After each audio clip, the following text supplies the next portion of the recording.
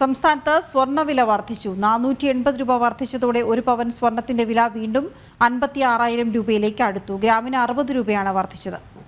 6,995 രൂപയാണ് ഒരു ഗ്രാം സ്വർണത്തിന്റെ വില. ബീന റാണി ചേരുന്ന വിവരങ്ങളുമായി. ബീന, തുടർച്ചയായി വലിയ വിലയിലെത്തി നിന്നതിന് ശേഷം വീണ്ടും ഒന്ന് ഇറങ്ങി വരികയായിരുന്നു, പക്ഷെ വീണ്ടും കൂടുന്നൊരവസ്ഥ. എങ്ങനെയാണ് ഇപ്പോഴത്തെ അവസ്ഥ വിലയിരുത്തുന്നത്?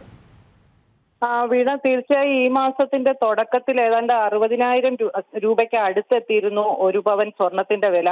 അവിടുന്ന് പിന്നീട് 7-ാം തീയതിയൊക്കെ ആയതോടെ 57,600 രൂപയോളം എത്തി. വില ഇടിയുന്ന ഒരു സാഹചര്യം, അതായത് ദിവസേന എന്നോണം കുറേശ്ശെ വില ഇടിയുന്ന ഒരു സാഹചര്യത്തിലേക്ക് വന്നിരുന്നു. അവിടെ നിന്നാണ് ഇന്നിപ്പോൾ 480 രൂപ വർദ്ധിച്ച് വീണ്ടും 56,000 രൂപയിലേക്ക് സ്വർണ്ണവില അടുക്കുന്നത്. 55,960 രൂപയാണ് രൂപയ്ക്കാണ് ഇന്ന് വിപണിയിൽ വ്യാപാരം നടക്കുന്നത്. ഗ്രാമിന് 60 രൂപയും ആണ് വർദ്ധിച്ചിട്ടുള്ളത്. 6,995 രൂപയാണ് ഒരു ഗ്രാം സ്വർണത്തിന്റെ ഇന്നത്തെ വില.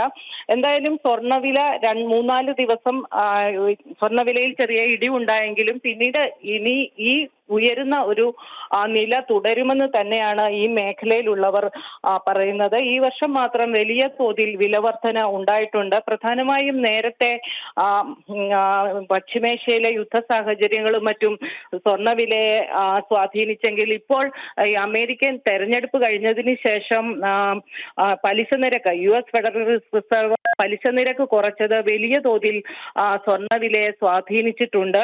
അതുകൊണ്ട് തന്നെ ആഗോള വിപണിയിൽ ഉണ്ടാകുന്ന ഓരോ ചലനങ്ങളും ആഭ്യന്തര വിപണിയിലും പ്രതിഫലിക്കുന്ന ഒരു സാഹചര്യമാണ് ഇപ്പോൾ നിലവിലുള്ളത്.